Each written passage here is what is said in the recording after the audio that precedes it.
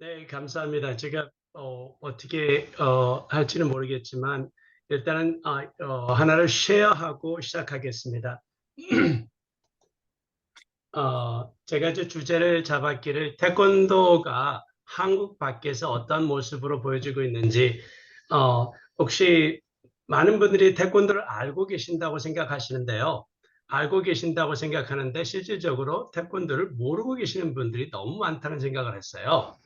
태권도를 어느 정도 어떻게 알고 있는가 이러한 것들을 진짜 알아야 되는데 알지 못하고 살고 있어요. 그래서 제가 이런 표현을 해보고 싶었습니다. 아, 본래 예언자는 자기 고향과 자기 집안 사람들에게는 존경을 받지 못하는 법이요라고 하는 마태복음 말처럼 우리 태권도인들이 한국 속에서 존경을 못 받고 있고 도리어 외국에서 존경을 받고 있다는 생각이 들어서 이제 그 얘기를 좀 해드리고 싶었어요. 아시고 계시는지 모르지만 태권도는 지금 현재 세계 태권도 연맹이라고 하는 곳에서는요, 212개 나라가 멤버를 가지고 있어요. 그러니까 우리가 알고 있는 유엔보다도 훨씬 많은 멤버의 나라를 가지고 있고요. 그리고 우리가 알고 있는 북한 쪽을 소속을 하고 있는 ITF라고 하는 태권도 조직이 있습니다. 그 조직 내만 해도 129개국이 멤버가 있어요. 어찌 보면 이것을 같이 겸하는 오버랩하는 그런 나라들도 있는가 하면 그렇지 않는 나라들도 있겠고요. 그리고 지금 우리가 알고 있는 국기원이라고 하는 것은 세계 태권도 중앙도장이라다 하고 태권도 교육 본부라고도 하기도 해요. 이래서 국기원이라고 하는 곳이 있는데 국기원에 소속돼 있어 국기원에서 세계적으로 단증을 발부하고 있는데 국기원에 소속돼 있는 검정띠가 1159만입니다. 이게 1159만이라고 하는 검정띠가 국기원 소속 세계적으로 가지고 있는 숫자인데요. 실질적으로는요. 여기에 5배 아니 10배 이상도 될 거예요. 우리가 그냥 추측컨대 5배라고 하는 얘기를 하는 이유가 어차피 그 태권도를 하는 사람들이 저희같이 미국에서 태권도 하는 사람들이 국기원에다가 단증을 신청하는 도장들이 그리 많지 않아요. 다들 단증을 신청하기도 하는데 단증을 신청하는 사람들도 있지 않으면 또는 어떤 사람들에게는 선택권을 주기 때문에 그러다 보니까 그보다도 많은 검정띠가 1159만의 5배 이상 많으면 10배까지도 그 검정띠가 세계 속에서 존재하는데 우리는 보여지지 않고 있다. 또 여기에는 또한 ITF과 소속되어 있지 않기 때문에 얼마나 많은 태권도 인구가 세계에 존재하고 있는가를 단적으로 보여주고 있는 한 기회가 되고 있습니다. 자, 그러면 혹시 태권도가 뭐라고 생각하세요? 혹시 이 태권도에 대해서 아마 다 해보셨을 거라고 생각해요. 그런데 이 태권도가 뭐라고 생각하신지 어떤 게 물어보면 많은 사람들이 이제 태권도에 대해서 대답을 해주는데 이 대답을 잘 못해요. 태권도가 말 그대로 태는 발태자를 쓰기도 하고 구르태자라고도 하죠. 발태자에다가 주먹권자, 손과 발을 사용하는 무도라고 해서 태권도라고 그러는데 제가 미국 사람들에게 설명할 때는 태권도는 변화와 성장이라고 설명을 해요. Change and Evolve라고 해서 변화와 성장이라고 설명을 하는데 그 이유가 태권도는 사람을 변화하게 되고 오늘 내가 학생들한테 그러거든요. 네가 지금 오늘 이게 발차기를 하더라도 너의 모습이 오늘로 멈춰 있지 말라. 내일의 너의 모습은 조금 더 변한 모습을 보여줄 수 있어야 된다. 그래서 우리는 태권도를 하는 사람들은 변화를 추구하는 사람들이다. 그냥 변화하는 게 아니라 우리가 evolve, 성장하기 위한 변화를 추구하는 게 우리 태권도라고 저는 그렇게 강의를 해요. 그래서 학생들에게 늘 중요시하는 게 늘 태권도는 그냥 하지 말고 우리가 성장하고 발전할 수 있도록 가끔씩 우리 태권도를 하시는 분들이 그런 경험을 해요. 한국에서 옛날에 태권도 하신 분들이 약간 부대 보셨던 분들도 있고 어떤 분들은 약간 주먹계에 있었던 분들도 있었거든요.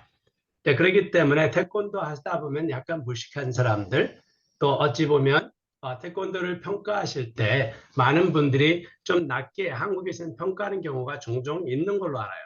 지금 현재도 그렇고요. 태권도 하는 사람, 심지어는 세계연맹에서 저랑 같이 일을 했던 분 중에 한 분이 도리어 어찌 보면 자기는 태권도 때문에 밥을 먹고 사는데 자기는 태권도인이 아니라고 그래요. 그래서 제가 좀 답답해 한 적은 있습니다. 자기가 설령 그런 중요한 역할을 하는데 자기는 외부에서 불려와서 태권도 가지고 밥 먹고 살지만 자기는 태권도인이 아니라고 태권도 학원 태권도인을 무식하다고 이렇게 말하는 사람도 있어요. 예, 태권도인들이 종종 무식한 일을 해요. 어찌 보면 무대뽀적인 일도 합니다. 그렇기 때문에 어찌 보면 미국에 와서 아니면 해외에 가서 아프리카에 가서 남미에 가서 유럽에 가서 어찌 보면 이 무대뽀적인 성격 때문에 지금의 태권도를 만들 수 있었던 것 같아요. 두려워하지 않았거든요. 그냥 배짱 하나 가지고 그 사람들이 개척해낼 수밖에 없었던 게 그렇지 않으면 살 수가 없었기 때문에 그러한 모습이 그들에게 있었습니다. 지금 여기는 지금 저희 그 도장에서 사범들의 모습이에요. 사범 교육을 1년에 한 번씩 하거든요. 근데 1년에 한 번씩 할 때 저희 자체적으로 저 개인 도장 자체적으로 이제 사범 교육을 하거든요. 티네이저 시절부터 시작해서 어덜트들부터 함께해서 사범 교육을 하는 그 사범 교육이 끝나고 나서 같이 사진 찍은 사진의 모습입니다. 자, 그래서 저는 늘 이렇게 말해요. 태권도 사범님들을 볼 때 애격을 가지고 사람을 평가하지 마라. 사람이 변하는데 3일이면 충분하다. 특히나 남자들은요. 저는 그렇게 평가해요. 옛날에 어떠한 태권도 아시는 태권도인이 태권도 사범이 좀 껄렁껄렁하고 무식하게 지냈다고 하더라도 그 사람이 지금 현재 같은 모습으로 있을 거라고는 생각하지 말아달라고 저는 부탁을 해요. 남자들이 변하는 데는 3일이면 충분하다. 또 우리 기독교인들은 그렇잖아요. 한번 하나님으로부터 깨지고 나면 사도 바울도 한번 깨지고 나니까 그 변화는 순식간이었잖아요. 그러는 것처럼 우리가 태권도인들이 변하는 것은 3일이면 충분하다. 그리고 사람이 특히나 남자들은 변하는 데는 3일이면 충분하니까 그걸 가지고 옛날의 태권도인들의 기억 속에 그러한 모습이 설령 부족한 모습을 한국 속에서 보여줬더라도 그분들에 대한 평가를 더 이상 그렇게 하지 말아달라고 저는 하고 싶은 생각이 있어요. 여기 사진 속에 보이는 게 저희 형제들입니다. 저희 이제 형님이 여기 있는 분이 이제 한국에 제일 큰 형님이 계시고요. 지금 살고 계시고 원래 오랫동안 공무원으로 오랫동안 사시다가 지금은 귀촌하셔서 다시 시골에 계시고요. 여기 미국에서 살고 있는 둘째 형님인데 미국에서는 가장 큰 형님 그리고 셋째 형님, 넷째 형님 그리고 저 동생 둘까지 해서 저희들은 6형제가 미국에서 현재로서는 아마 유일할 겁니다. 태권도 그랜마스터가 6명의 형제가 그랜마스터라고 하는 것은 아마 세계에서 유일한 모습일 거고요. 여기 옛날 사진들이 이제 제가 왕호 태권도라고 하는 곳에서 태권도를 했기 때문에 이 왕호 태권 저희 옛날 도장의 사진들의 모습입니다. 그래서 제가 그것을 조금 가져와서 옛날 모습에 이랬었던 거고 저희 이제 관장님의 모습이 이랬던 모습을 제가 조금 보여드리고 싶어서 여기까지 왔어요. 자, 미국에서 태권도가 어떠한 일을 하시는지 세계에서 어떠한 일을 하는지 잠깐만 보여드리고 잠깐 질문을 받고 대화를 하고 나서 다시 돌아가서 하겠습니다. 태권도가요. 미국 교육계를 어느 정도 흔들어 보고 싶은 욕심이 있었어요. 저희들이 하는 말씀들이 태권도 사범들이 뭐를 하냐면 미국에 나와서 살다 보니까 처음에는 무대뽀로 살았어요. 어찌 보면 저희들 주먹 하나 들고 맨발로 도복 하나 어깨에다 메고 미국에 와서 살았어요. 어떤 분은 50불 들고 100불 들고 10불 들고 도장을 오픈해서 생활하면서 처음엔 도장을 학생들에게 싸움하는 거 호신술을 가르치다 보니까 이 사람들이 어떤 관심을 갖게 되냐면요. 한국이 어떤 나라인데 자기들에게 이런 교육을 할까 궁금해해요. 그러다 보니까 우리는 다시 공부하면서 역사를 가르치게 되고 한국의 정신을 가르치게 되고 한국이 어떤 혼을 가지고 있는지 그러한 모습들을 가르치기 시작했어요. 그러다 보니까 미국에 있는 사범님들은 아니면 해외에 있는 사범님들은 한국을 알리고 싶어 했고 한국의 혼을 처음에는 자기들 돈 벌어먹기 위해서 먹고 살기 위해서 하던 일을 바꾸어서는 이제는 한국의 문화를 전달하고 역사를 전달하고 혼을 전달하는 그러한 역할을 했으면 좋겠다 하는 생각이었었고, 지금 왼쪽에 있는 타임스퀘어에서 있었는 제가 스펠링을 좀 저기했는데 타임스퀘어에서 태권도 시범이 있었어요. 이게 뭐냐면 미국 지금 학교들에게 태권도가 들어가서 교육 현장에서 체육 수업에 태권도가 가르쳐주고 있습니다. 저희 사범님들이 하는 말 중에 뭐냐면 이 프로그램을 운영했던 김사범님이라고 하는데 보스턴에 계시는 분인데요. 그분이 하시는 말씀이 뭐냐면 우리가 교육에서 초등학교에서 중학교에서 애들을 키워서 걔들이 나중에 정치계, 경제계, 문화계 그들이 리더가 될 거다. 그들의 정신 속에는 이미 태권도가 박혀 있고 한국 문화가 박히게 될 거다. 그러면 그 사람들이 어떻게 성장한 모습으로 성장하든 그게 한국을 알리는 중요한 역할을 할 거라고 하는 것을 보여주고 있기 때문에 우리가 교육 현장에서 애들을 가르치는 것은 중요하다 하는 모습이에요. 여기서는 선교사가 원두라스에 가가지고 태권도를 가르치는 태권도 선교하시는 모습이에요. 학교에서 교육하시는 그러한 태권도를 들고 세계 각국에서 교육 현장에서 이러한 모습으로 지금 현재 이루어지고 있는 그러한 모습입니다. 제가 잠시 스탑 쉐어링하고 혹시 질문이 있으면 질문을 받고 또 다시 넘어가서 좀 얘기를 나눠볼게요. 혹시 여기 궁금한 거 있나 여기까지 얘기를 했는데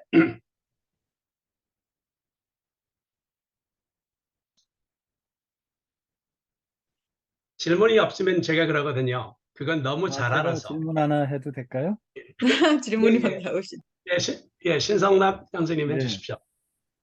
저는 최근에 이제 과거에는 뭐 태권도를 그렇게 깊이 생각은 못 해봤는데 근자의 미디어나 이런 데서 보면서 계속 느끼는 게 우리 이 태권도가 이제는 하나의 우리 흔히 문화예술이라 그러잖아요. 그런 경지에 온 게 아닌가.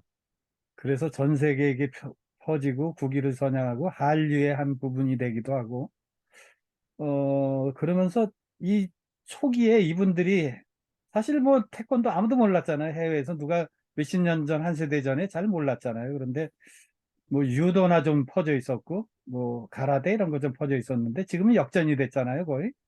그렇죠. 그래서 네. 이분들이 처음 나가서 활동할 때는 거의 개척자 정신으로 하지 않고서야 이게 오늘날 같이 이게 퍼졌을 리가 없다. 그 개척자라는 이미지가 있어요, 저한테. 그런데 궁금한 거는 그 초기에 또 본인이 겪으신 것도 있을 테고 또 주변에서 보신 것도 있을 텐데 어려움이 뭐였나요? 가장 큰 어려움이? 이 태권도를 보급하고 이렇게 참여하시는데. 저희 같은 경우에는 그 미국에 올 때 준비가 돼 있지 않았어요. 네. 그러니까 첫째는 언어가 준비가 돼 있지 않았었고, 그리고 어떻게 미국 사람들에게 좋은 가르침을 줄지, 어떻게 도장을 이끌어가야 될지 하는 교육이 한국에서 태권도를 했지만 진짜 도복 하나 들고 벨트 하나 들고 미국에 온 케이스가 되는 거거든요. 그렇기 때문에 부딪히면서 배운 그러한 역사였기 때문에 좀 더디였죠. 그러다 보니까 이 사람 미국 사람들에게 알려주는 것도 힘들었던 거고, 그래서 가장 힘들었던 것이 문화를 몰라서도 그렇고 언어를 몰라서도 그렇고 또 이 사람들에게 어떻게 가르쳐줘야 될지 몰랐었고요. 또 가장 큰 것은 이거 역시도 먹고 살기 위한 것인데 비즈니스를 운영하는 방법도 몰랐어요. 아주 조그만하게 아주 영세하게 도장을 운영해야 되는 그러한 것이었기 때문에 그러한 부분을 우리가 깨우치려고 많이들 노력을 했었고 지금은 그래도 꽤 많으신 미국에 있는 사범님들은 그러한 경제적으로 그 부분에 대해서는 아마 초월하게 됐던 그런 케이스가 이제 그러한 분들이 먼저 틀을 잡고 도장을 운영할지를 몰랐던 경영법을 몰랐던 것들을 배우기 시작했고 선배님들이 닦아놓은 것 때문에 훨씬 나아졌죠. 그러한 어려움이 가장 큰 어려움이었던 것 같습니다. 예, 그 도장을 제가 생각해도 체육관이나 도장을 하나 그 운영한다는 게 해외에서 그 쉽지 않았을 것 같은데 그러면은 무슨 학교나 마을회관이나 이런 거 빌려서 하기도 하고 아니면은 뭐 처음부터 이렇게 주로 도장들을 차리시나요? 지금 유럽에 미국에서는요, 도장을 빌릴 만한 사정이 안 돼서 클럽들을 YMCA라든지 네. YWCA 뭐 어떤 클럽들을 이용해서 학교들을 이용해서 많이들 하고요. 미국에서도 그렇게 운영들을 하시는 분들이 많이 있는데 그러다가 어느 정도 학생이 모여지면 도장으로 가는 경우도 있고 또 다행히도 그 태권도 도장의 장점이 뭐냐면 그래도 오픈할 때 지금은 조금 준비를 많이들 하시는데 오픈할 때 경제적 비용이 조금 덜 들어간다는 거예요.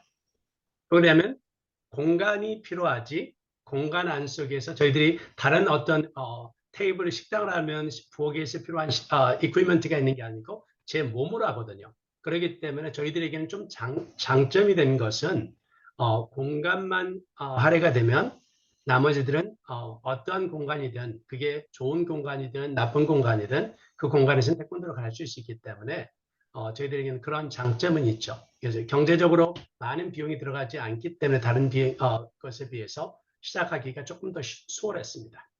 네, 감사합니다. 네네. 배영선 네. 형사님. 예, 제가 궁금한 부분은 이겁니다. 저는 이제 실질적으로 아들만 셋이 있는 집입니다. 아들만 네. 셋이 있고, 또 대체적으로 아이들이 저를 닮아서 다 왜소한 편이고, 뭐 폭력적이거나 이런 성격도 아니거든요. 그래서 태권도를 가르친다라고 하는 부분은 다분히 자기 몸을 지키기 위한 수단으로서의 그게 상당히 많이 있습니다. 그런데 요즘 아이들이, 그러니까 이 나라의 그 성향이나 경향과 관련이 있는 건데 굉장히 학교 폭력이 심한 겁니다. 학교 폭력이 굉장히 심해서 태권도를 배우는 것 가지고는 몸을 지켜낼 수가 없는 거예요. 그러니까 다분히 태권도라고 하는 것은 제 생각도 그렇고 많은 사람들이 생각하는 것이 마음 수양, 정신 수양 정도 면에서의 뭐 도를 닦는 그 정도지 이걸 가지고 실전에 당장 활용할 수 있는 게 아니라는 인식이 강한 겁니다. 그래서 요즘 아이들이 뭐 합기도, 격투기, 주짓수 이런 걸 이제 배우거든요.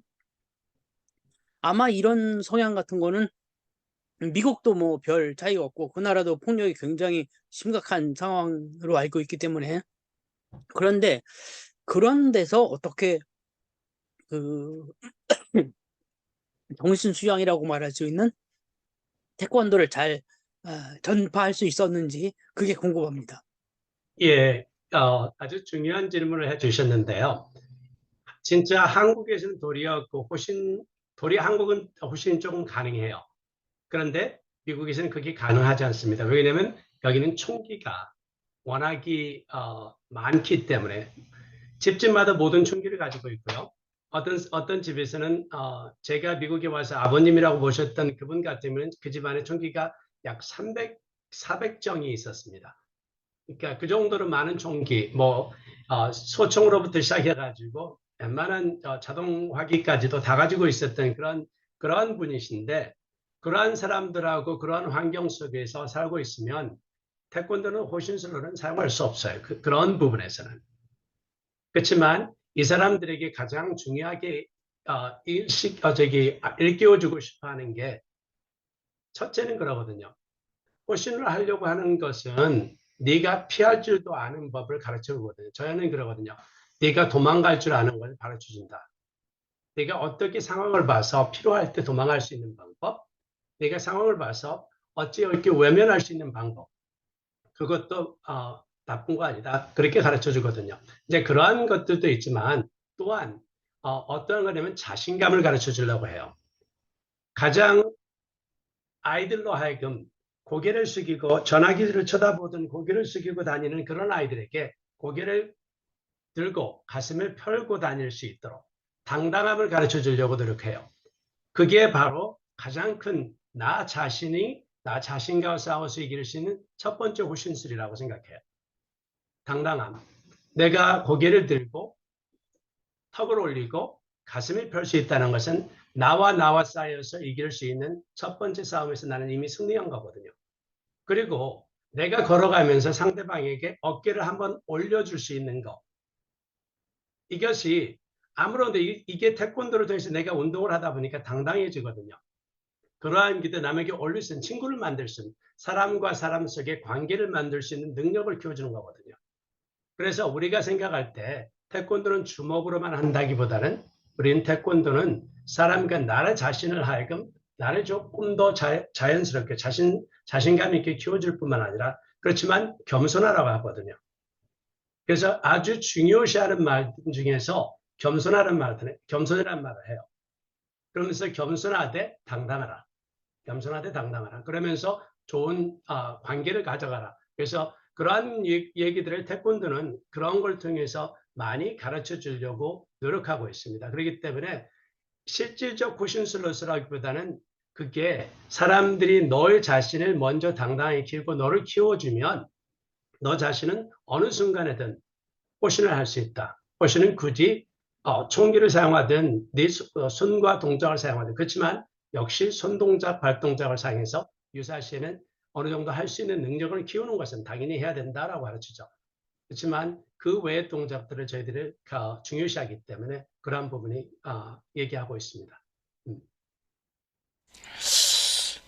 근데 사실 이제 태권도도 그 역사가 굉장히 있을 거 아니에요. 그렇죠. 역사가 있는데 이 태권도라는 명칭이 정식으로 이제 채택이 돼서 사용되기 시작한 지가 언제쯤이며 그러면은 그 전에는 어떤 것이 이제 원조가 되어서 그것이 이렇게 진화해서 이제 태권도로 돼 있는지 그것을 한번 좀 말씀을 좀 들어보고 싶습니다. 그리고 사실은 이제 이게 무술이라고 하는 것은 하나의 이제 태권도는 사실 그 호신술이죠. 호신술로 이제 우리가 많이 익혀왔고 또 이제 또 많이 그래 쓰이고 있는데 지난번에 우리가 문영호님 누구 뭐 좀 젊었을 때 그 여학생 탁 갔다가 이게 좀 옆에서 이제 좀 당하려고 하니까 거기에 끼어들어서 그냥 한바탕 하려고 하니까 이제 다 뭐 도망갔다 있잖아요.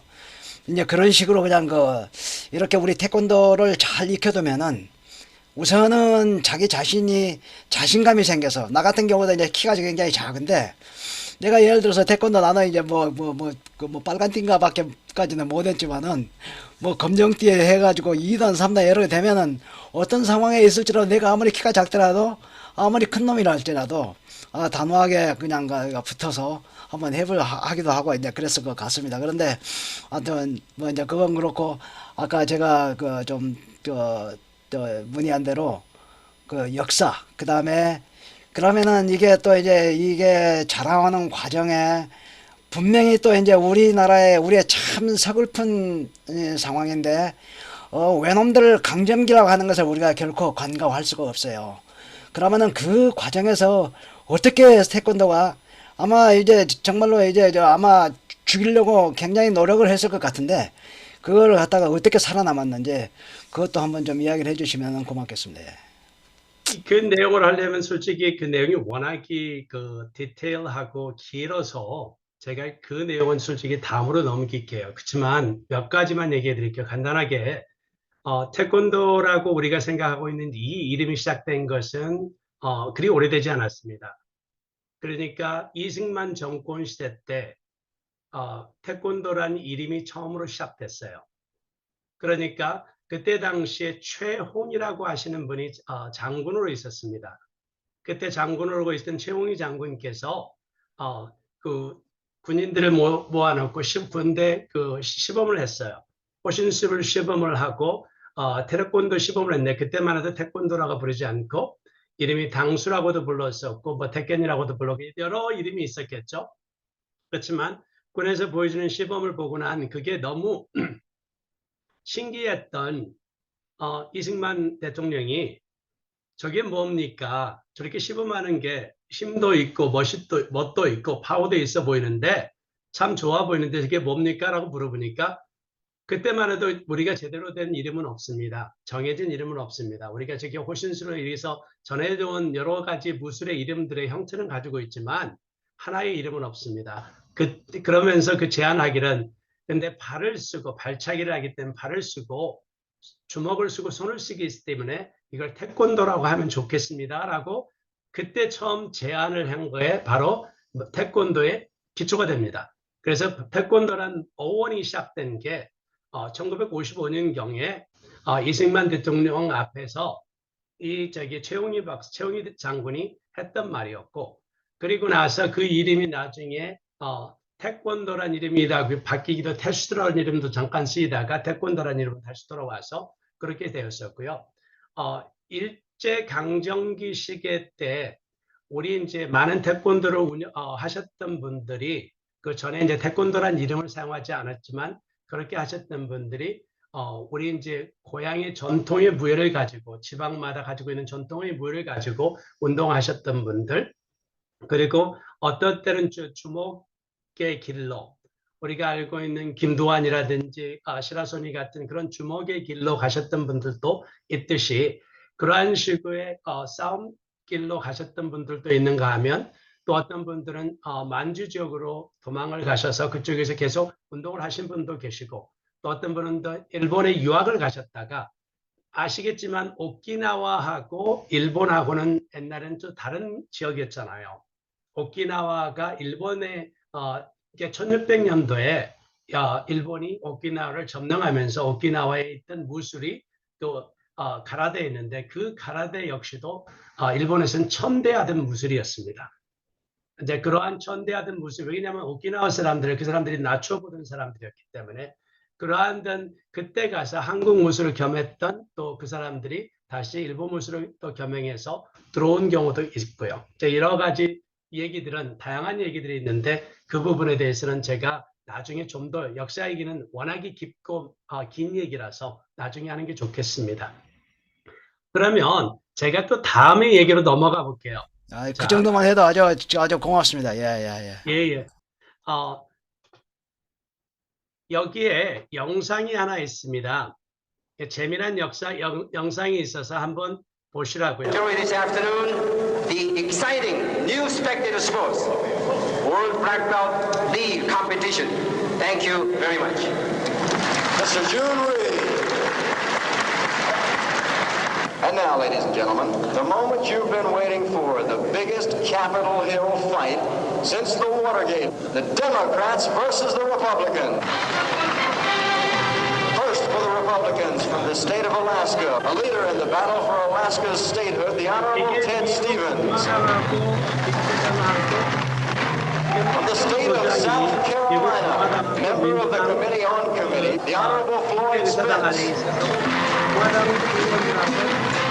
From the state of Ohio, former mayor of the city of Cincinnati, member of the House Committees on Banking, Currency and Housing, and Government Operations, the Honorable Willis Gradison, Jr.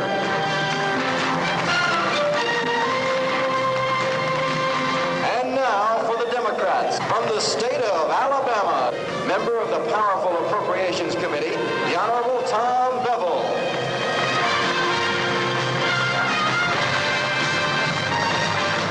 From the District of Columbia, leader of the fight for home rule in the D.C., the Honorable Walter Potroy. Our first match will pit Congressman Willis Gradison for the Republicans against Congressman Walter Potroy for the Democrats.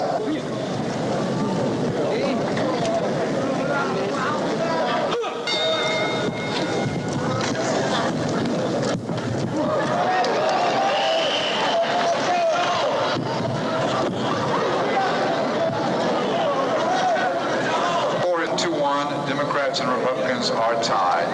The team captains in the deciding battle, Senator Ted Stevens for the Republicans versus Senator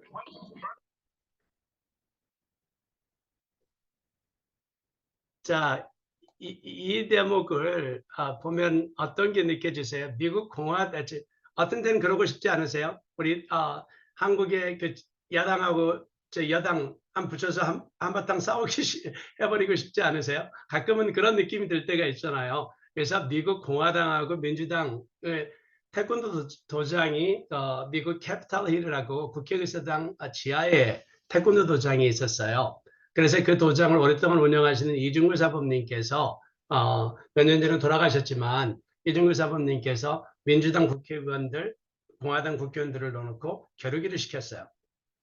예, 그래놓고는 사람들에게 즐거운 시간을 만들어주기 위해서 했지만 그 자체로 공화당과 민주당에서 도복을 입고 서로 주먹질하고 발길질을 한다는 그 자체가 재미난 거잖아요. 그래서 그러한 역사적 일들이 있었던 것들이 이 정치 현장에도 태권도는 그만큼 중요한 역할을 했다는 거죠. 그랬기 때문에 미국의 정치인들이 한국에 가서 정치인들하고 한국 경제, 문화, 정치 일을 하는데 이 사람들의 역할이 중요하게 작용했다는 겁니다. 이러한 모습을 우리들이 다시 한번 볼 수 있고요. 제가 이제 계속해서 이어가겠습니다.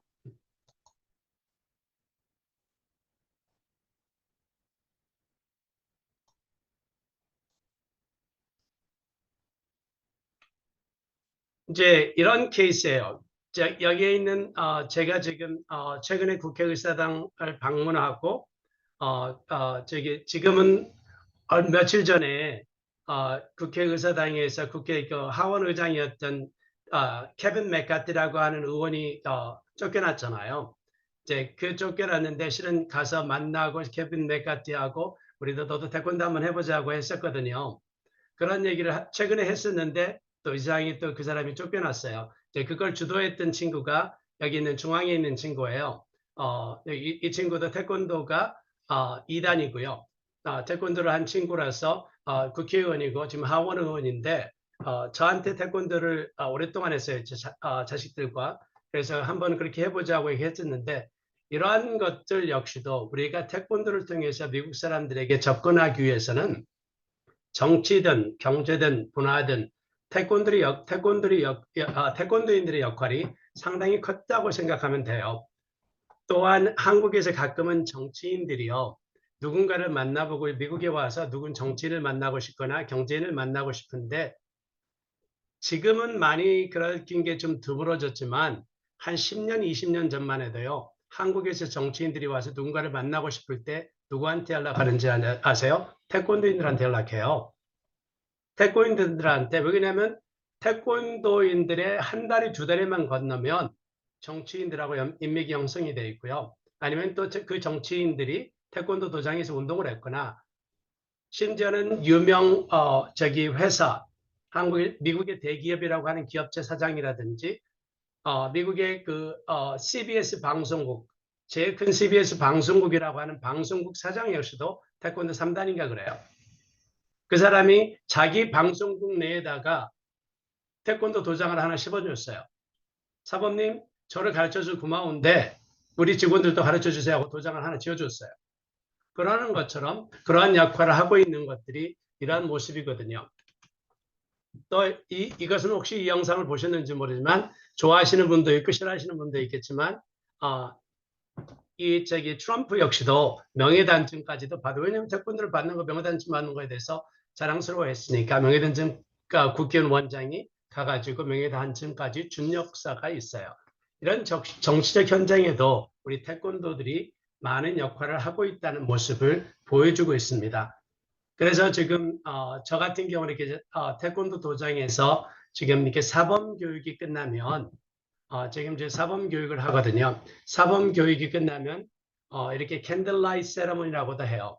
그래서 제가 가지고 있는 라이트를 자 너희들은 이제는 나에게 배움을 받아서 세상의 빛과 소금이 되어라.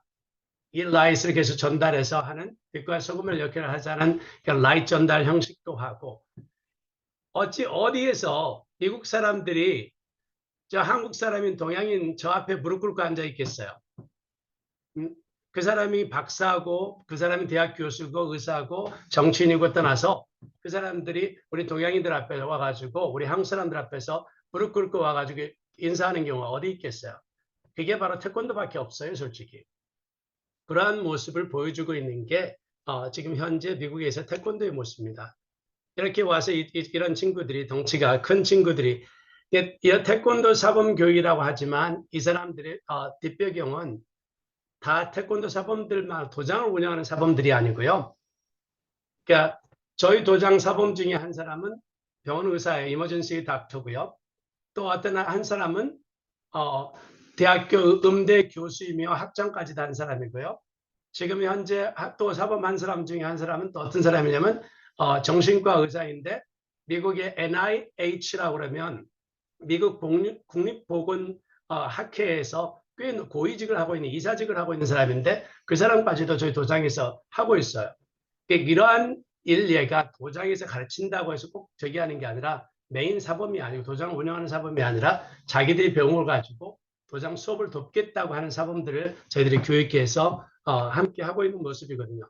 이러한 모습들이 저희들이 이제 사범 교육을 하고 나면 사범들이 저희들이 함께 나와서 얘기를 나누기도 하는 그러한 모습을 제가 보고 있습니다. 그래서 해외에서 태권도 사범은 노력과 결과물은 지금 진행형으로 계속 만들어지고 있다는 것을 제가 설명해 드리고 싶었어요.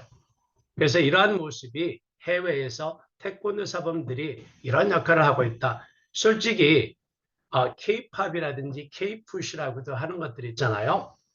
저희들은 그래요. 한국에서는 그걸 다 알지 모르지만 그게 원조는 K-팝의 원조, K-문화의 원조는 태권도에서 시작됐다고 저희들은 생각해요. 간단한 예로 우리 지금 한국의 국기원에서요. 국기원에서 지금 미국 자체 내에서만 단증값으로 국기원에다 갖다 준다는 한국에다 국기원에서 돈 벌어가는 미국에서 벌어가는 돈이 얼마인 줄 아세요? 500억입니다. 500억. 단증값으로만요. 단순하게 단증만 해가지고 500억을 벌어갔어요. 미국에서만. 근데 이게 다른 거 저희들이 매년 수백 명의 학생들이 한국을 방문하거든요. 그 수백 명이 한국에 가가지고 한국 문화를 배우려고 그러거든요. 한국에 정착해서 살려고 하거든요. 또한 그 수백 명의 학생들이 관광으로 가거든요. 그러한 모습들이 지금 태권도들이 한국에다 역사를 하고 있는 그러한 모습인데 많은 분들이 그걸 모르고 있고요. 미국 내에서 무도 업계가 벌어들이고 있는 그 총액수를 제가 얼마 전에 이제 보고하면서 계산해 보니까 현대 자동차가 미국에서 벌어들이고 있는 것하고 거의 같았어요. 그 정도로 그 무도 업계도 중요시 그렇게 타고 있는데 그만큼 그런 어떤 경제적 현상이 일어나고 있는데 많은 사람들은 그러한 역할까지 하고 있다는 것을 몰라요. 무도 업계라고 하는 것은 태권도를 포함한 중국 무술, 일본 무술도 포함한 거지만 이제 그러한 것처럼 그렇게 활용하고 되고 있다는 것이 지금 현재의 태권도 사범들이 노력하고 있어서 그게 가능했고 처음에는 어찌 보면 무식하다는 사람들이 미국 가가지고 어찌 보면 변화하면서 자기들 능력을 보여줘서 한국 문화를 알리는 문화의 알림이가 돼서 지금은 활동하고 있다는 게 저희들의 모습입니다. 네, 오늘은 여기까지 하겠습니다. 네, 박수 한번 주세요. 너무 감사합니다. 네, 그냥 아이들 보내는 곳이 그냥 태권도 도장이다. 뭐 이렇게 생각하고 있다가 태권도가 어떤 역할을 하는지, 외국에서의 역할들은 정말 애국자가 따로 없으신 것 같아요. 네, 혹시 뭐 다른 질문이나 뭐 궁금하신 부분들 있으실까요? 네, 예, 문영원 형제님. 제가 뭐 배울 때도 태권도가 그 공격보다는 그 방어 위주로 이렇게 돼 있기 때문에 우리 한국의 태권도의 우수성을 그때 이제 제가 들은 기억이 나는데 지금도 그렇게 돼 있습니까? 그렇죠. 모든 무술의 기본은 방어라고 이제 하죠. 그렇지만 이제 저는 이제 제 지론은 공격도 할 줄 알아야 사람은 방어도 할 줄 안다 그러거든요. 그렇기 때문에 사람은 줄 알아야 또 받을 줄도 안다고 생각하거든요. 사랑을 줄 줄 모르면 사랑을 받을 줄도 몰라요. 그래서 전 사람들에게 당신은 꼭 사랑을 받으려고만 하지 말고 줄 줄도 아십시오. 또 반대로 주려고만 하지 말고 받는 연습도 하십시오 하듯이 태권도 역시도 당신에게 방어만 하려고 하지 말고 공격하는 방법을 알아야 당신은 방어도 할 수 있습니다라고. 그래서 그것은 어찌 보면 실질적으로 우리는 모든 무술은 방어의 무술이라고 하지만 실제로는 공격과 방어를 알아야 방어도 할 수 있다는 생각을 하거든요. 그래서 그걸 중요시합니다. 둘 다. 네. 혹시 또, 네. 안미자 사모님, 반갑습니다. 네, 말씀해 주세요. 네, 정말 이병석 그 형제님 진짜 태권도를 통해서 우리 한국을 알리는 일에도 또 좀 이렇게 앞장서시는 것 같고 정말 모범이 되시는 삶을 사시는 것 같고요. 제가 이제 이렇게 말씀을 듣다 보니까 그 단증을 따려면 국회의원에다가 이렇게 이제 뭐 저는 태권도를 잘 몰라요. 근데 어쨌든 그 돈을 내야 되잖아요. 근데 제가 문득 생각나는 게 그럼 유도라든지 이런 것도 단증이 있는지는 모르겠지만 그런 걸 따려면은 일본에다가 돈을 내야 되는지 그게 갑자기 궁금해졌습니다. 이게 조직이 있듯 다르거든요. 그래서 한국에도 유도협회가 있고 그래서 하기도 한데 일본에서 유도협회에서 단증을 받아오고 싶어하는 한국 분들이 많으세요. 나는 제대로 유도를 했다고 하시는 분들은 일본에다 돈 내고 단정을 받아오고 싶어 하세요. 그래서 그 자부심을 가지고 또 자랑하시는 분들이 꽤 있으세요. 그러니까 거기다 돈을 내놓으시는 분들도 많다는 거죠. 근데 이제 요즘에는 한국에도 조직이 형성이 돼 있다 보니까 대부분의 사람들이 다 보내는 건 아니고 일부의 사람들이 일본에서 단정을 받기를 원하시는 분들이 있습니다. 예, 저는 태권도를 군대 가서 군대 태권도 1단만 땄었거든요.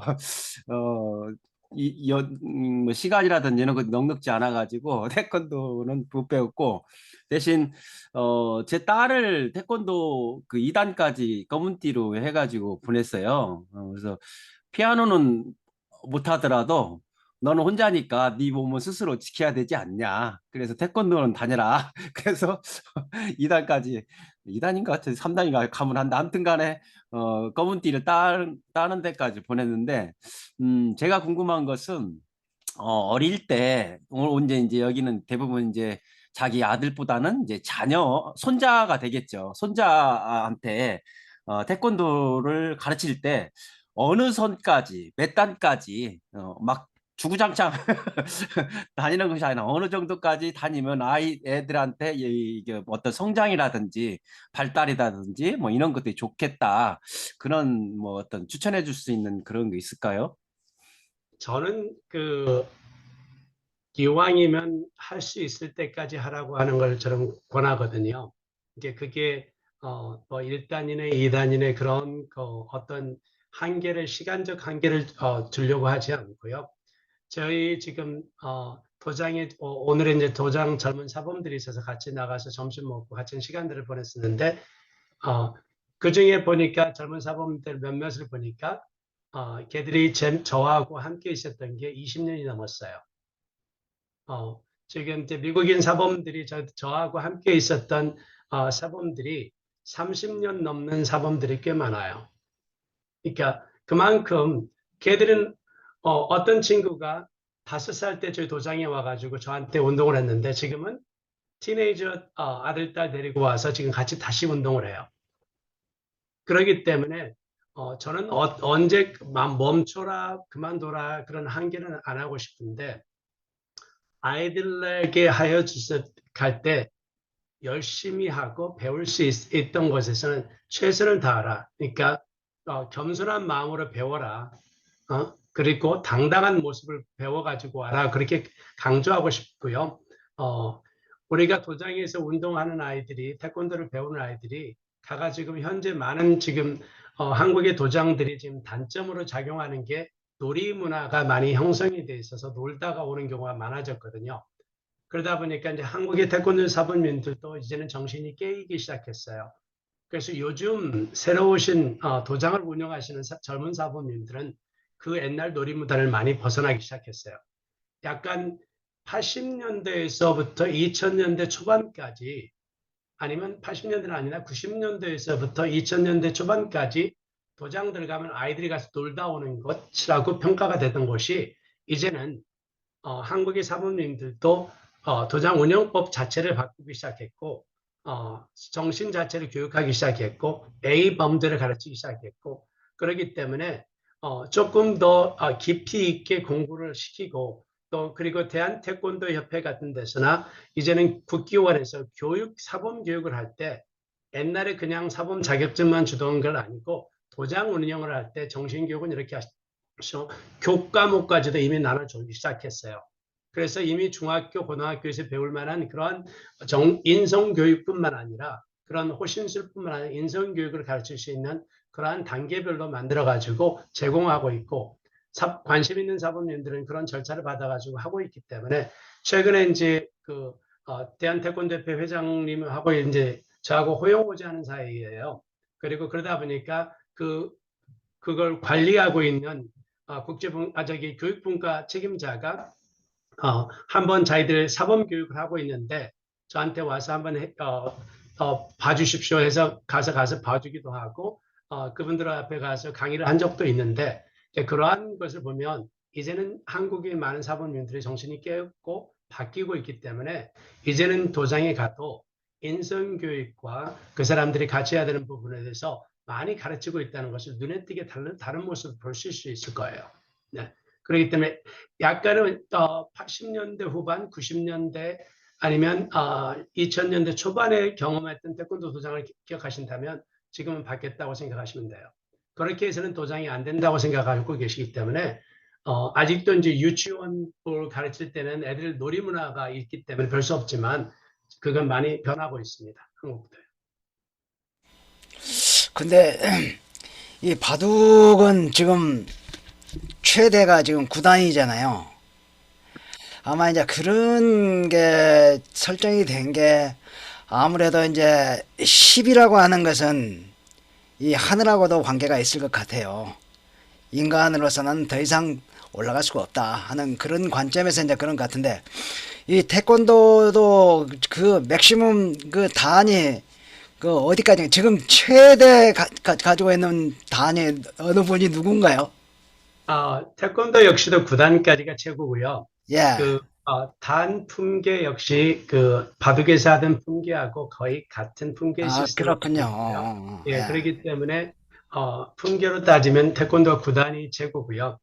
근데 요즘에 와서는 한동안은 9단은 거의 없다고 생각했는데 현재 세계적으로 9단을 보유하고 있는 게 1300명 정도가 9단입니다.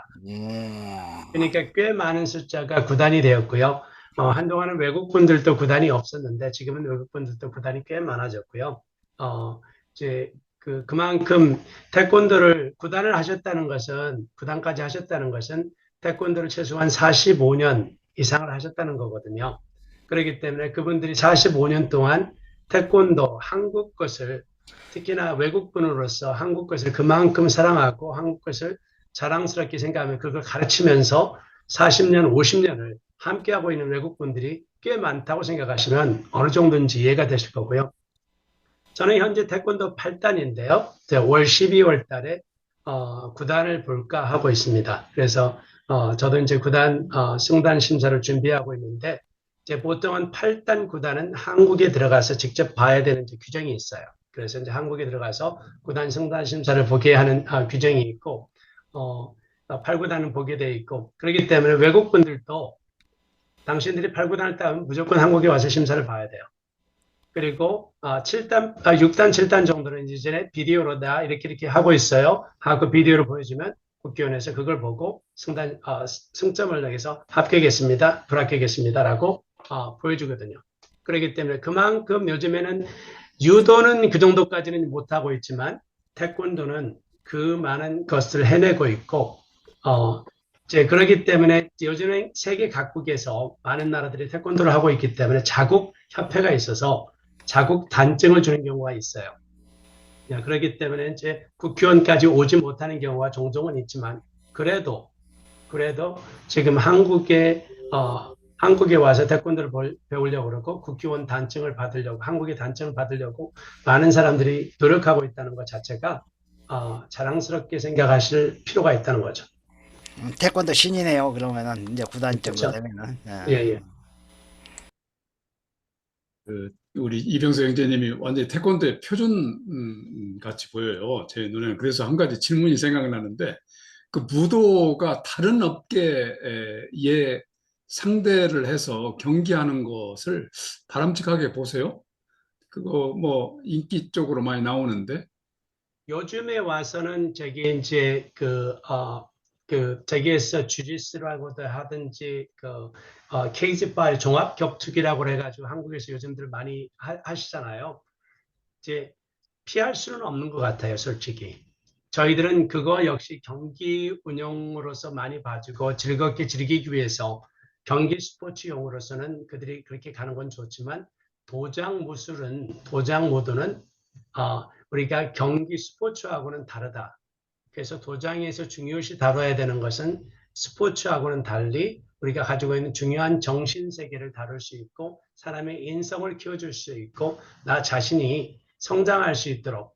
근데 많은 도장에 와서 태권도를 하는 사람들이 의외로 저희 같은 도장에 와서 태권도를 하는 친구들이 운동신경이 아주 좋아서 오는 사람들은 5%도 안 됩니다. 그러니까 95%의 사람들은 부모들이라든지 자기들이 나 운동을 못해요. 그동안 내가 남들에게 괴롭힘을 당했어요. 아니면 내가 풋볼이라든지 사커라든지 바스켓볼이라든지 하려고 하는데 그런 건 잘할 능력이 안 돼요. 하지만 이거를 통해서 나 자신을 좀 변화하고 싶고 발전하고 싶어요. 그렇게 오시는 분들이 많아요. 그렇기 때문에 그 태권도 도장에 와서 봤을 때 그런 사람들이 성장하는 모습을 우리가 눈에 띄게 보이는 거고 그 사람들에게 격려를 해서 어떻게 보면 운동을 못하는 그러한 몸치였던 사람들이 그것을 벗어나기 시작하고 자신감 때문에 이미 공부를 잘하는 또 저희들 같으면 심사 볼 때 무조건 규정하는 게 그렇거든요. 당신 성적표 가져오세요 그러거든요. 심사 볼 때. 그냥 창피해서라도 성적표 나쁜 성적표 가져오면 창피해서 심사 못 보거든요. 그런 것처럼 하면 사람들이 학교에서 얼마나 우리가 그런 걸 중요시하는 건지 그렇게 하고 저는 가끔씩 심사 보다가 어른들한테도 질문해요. 당신 부모님한테 얼마나 자주 전화해요? 그거 물어봐요. 심사 보다가. 그랬더니 어느 날 그때 당시 한 50대 아줌마가 갑자기 울어버리더라고요. 그 이유가 자기하고 엄마하고 얘기하는 지 3년 넘었대요. 그리고 나서 일주일 뒤에 찾아와서 얘기하시는 말씀이 심사 끝나고 나서 엄마하고 화해했대요. 제가 그냥 아무 의미도 없이 저는 물어봤거든요. 당신 부모님하고 전화하세요? 통화하세요? 태권도 권장하잖아요. 저희들 훈육기 하는데 훈육 10개가 있는데 그 중에 하나 두 번째가 부모를 공경하라라고 하는 말을 매번 저희들이 외우거든요. 10개명 외우듯이 저희들 외워요. 수업 시간마다. 근데 그러면 당신 부모를 저희들 공경하라고 했는데 전화는 자주 하세요 했는데 그게 마음에 찔렸던 거거든요. 그래서 3년 만에 부모하고 화해를 했다고 그렇게 하시는 아줌마가 와가지고 했을 때 저는 아무 생각 없이 질문을 했는데 그렇게 답변하는 모습이 이제 그런 거거든요. 이제 도장의 모습이 달라지는 거죠. 네, 너무 길게 했던 것 같습니다. 감사합니다. 아니에요. 진짜 얘기에 쏙 그냥 빠져들 정도인데 혹시 또 다른 분 질문하실 분 있으실까요? 네. 그러면 제가 사실 두 가지가 준비를 하면서 궁금했던 게 있는데 그냥 간단하게 답변 주시면 될 것 같아요. 하나는 내가 가진 직업을 오래 유지하는 게 참 어렵잖아요. 근데 오랫동안 유지할 수 있는 힘은 무엇인지 그게 첫 번째고요. 두 번째는 우리가 이렇게 일터에서 어떤 다양한 사람들을 만나면서 우리가 하나님 정말 살아계시는구나, 함께 하시는구나라는 걸 느낄 때가 있어요. 그래서 그렇게 느꼈을 때 본인이 생각하시는 하나님 어떤 분이신지 저는 이 두 가지 질문이 개인적으로 궁금했습니다. 제가 태권도를 계속하는 이유는 지금도 계속하고 싶은 이유는 그리고 평생 이걸 놓지 않고 싶은 이유는 제가 사랑하고 있기 때문에도 있지만 제가 저 자신이 태권도를 통해서 변했고 또 나의 제자들이 태권도를 통해서 변하는 모습을 봤기 때문에 그 매력에 어찌 보면 남들이 말하는 마약과 같은 거거든요. 학생들이 얼굴 속에서 변하는 모습, 그리고 어떤 모습 속에서 달라지는 모습을 볼 때 너무 그 모습이 좋아서 마약 같은 거 가지고 그걸 포기를 못 하겠는 거예요. 그렇게 계속 하고 싶은 마음이 있는 거죠. 그래서 달라지는 것을 내가 노력해서 아니면 우리가 함께 노력해서 달라지는 모습이 그런 거였던 것 같고, 저는 태권도 도장하면서 아까 우리 김경일 신부님께서 말씀하실 때 가난해 보지 않으면 인생을 모른다고 하셨던 것처럼, 저는 태권도 도장 운영하면서 저희 형제들이 6명이 태권도 도장을 했다고 하잖아요. 근데 제가 제일 태권도 도장을 힘들게 했어요. 지금이야 다들 제가 조금 그래도 형제들보다 앞서가는 경우도 많지만 힘들게 했던 게 뭐냐면, 먹고 살지 못해서 도장에서 먹고 자기를 도장 안에 조그마한 화장실에다가 조그마한 매트 깔아놓고 거기서 먹고 자기를 3년 동안 했습니다. 3년 동안 먹고 자고 생활하고 아파트 낼 돈이 없어서 그렇게 했었고, 도장 렌트비를 낼 돈이 없어서 그런 정도로 힘들게, 시골 동네이기 때문에 그런 식으로 했었어요. 그러면서도 이것을 지금 하나님께서 나에게 주셨던 사명이, 제가 혹시 어느 순간에 되게 페이스북에다 그 글을 올렸던 것 같기도 한데, 제가 꿈을 꾸었어요. 한 번은 꿈을 꿨던 그 꿈 중에 그러한 꿈을 꿨습니다. 제가 제 몸의 가슴에 큰 상처와 배의 상처와 허벅지의 상처를 받아서 쓰러져 있어요. 그런데 길을 가던 누군가가 그렇게 구해달라고 소리를 쳤는데 아무도 없는 거예요. 근데 어린아이, 발가벗은 어린아이가 저 앞으로 오는 거예요. 저는 그냥 아무런 생각 없이 도와주세요 하고 어린아이에게 불렀는데, 예수님 저 좀 구해주세요, 저 좀 살려주세요, 그런 거예요. 저도 모르겠어요 왜 이 어린아이한테 제가 왜 예수님이라고 했는지. 그 어린아이가 저한테 와가지고 발가벗은 예수님의 모습으로 오셔서 제 다리를 만져주시는 거예요. 아니죠, 제 가슴을 만져주시는 거예요. 순식간에 가슴이 나왔어요. 제 배를 만져주시는 거예요. 순식간에 나왔어요. 그런데 되돌아서 가시는 거예요. 아니 예수님 제 다리는요? 그랬더니 그분이 돌아서서 저한테 뭐라고 하시더라고요. 근데 못 알아듣겠어요. 그분이 뭔 말을 했는지, 뭐라고 하셨는지 알아듣지는 못했어요. 그러다가 잠이 깼어요. 그리고 저에게 내려진 결론은, 네 발로 평생 이 발로 하나님을 찬양하고 하나님을 은혜롭게 한다면 너는 네 발에는 네가 아프지 않을 거야. 네가 그걸 할 수 있는 것은 제 생각해 보니까 태권도밖에 없는 거예요. 발로 돈 벌어먹을 거고 하나님을 찬양할 수 있는 것. 제가 아까도 제가 찬양을 못하니까 제 와이프를 이용해서 저희 집 식구들은 아들, 딸 노래 즐겨하고 모든 악기 다뤄요. 저희들 사문놀이까지도, 저희들 가야금까지 있고 해금도 있고 뭐 저기 장고, 북, 징 다 있습니다. 저희 집에.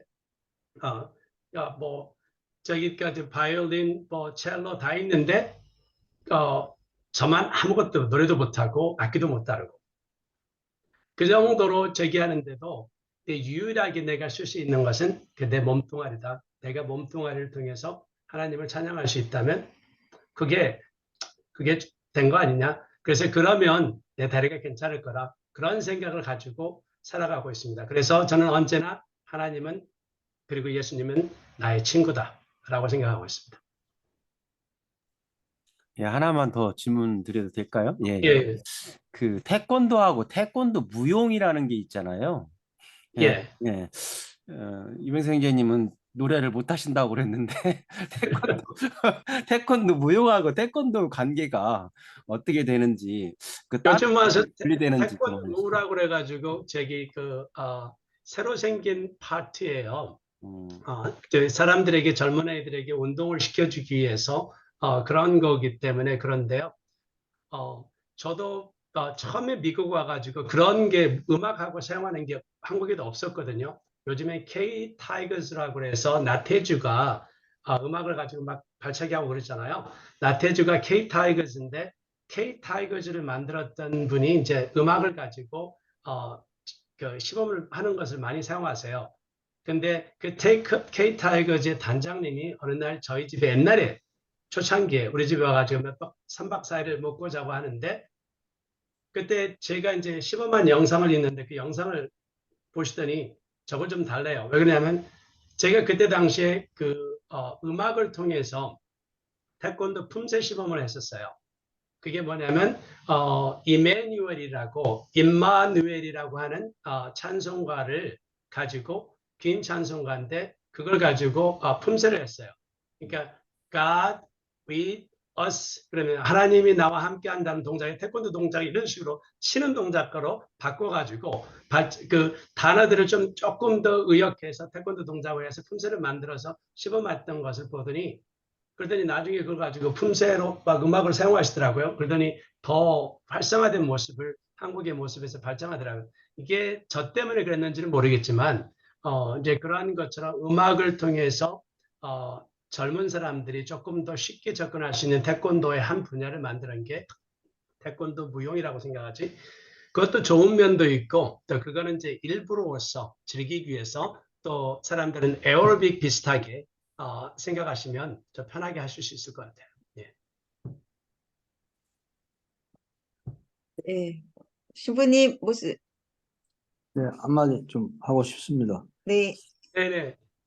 저는 이제 워낙 또 키도 작고 이래가지고 이제 무술을 해야겠다 이런 생각은 있었어요. 근데 되게 이제 태권도 사범이나 합기도 사범 이런 분들이 이제 처음에는 제가 이제 운동하러 가면은 처음에는 좀 가르쳐 주다가 그다음에 술 친구가 돼가지고 결국은 무술은 안 하고 술만 내 먹다가 항상 끝나버렸고, 그러나 이제 권투는 워낙에 가르쳐 달라 해도 안 가르쳐 줘요.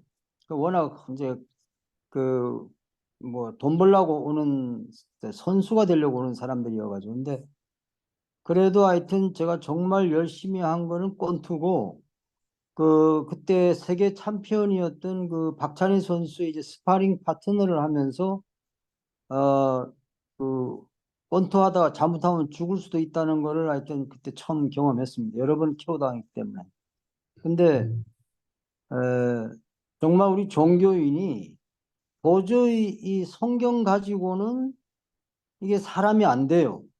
성경이 본인을 읽는 건지 본인이 성경을 읽는 건지 이게 구분이 안 가고, 그 아마 기본적으로 태권도를 한 사람만 신학교에 와라, 이렇게만 해도 교회가 이 정도는 안 될 거다, 이런 생각이 좀 들었습니다. 감사합니다. 감사합니다. 네. 네, 감사합니다. 오늘 긴 시간 함께 해주셔서 너무 감사드리고요. 오늘 이벽성 형제님, 새로운 걸 너무 많이 알게 되고 오늘 적느라 바빴습니다. 네, 오늘 좋은 말씀 너무 감사드리고요. 아마 또 기회가 되면 너무 긴 얘기라 한꺼번에 다 말씀드리기 어려웠을 거라고 생각이 듭니다. 네, 오늘도 이제 뒷담화 시간에 또 혹시나 또 질문 못 하셨던 분, 또 궁금하신 분 있으시면 또 이어가면 될 것 같습니다. 오늘 너무 감사드립니다.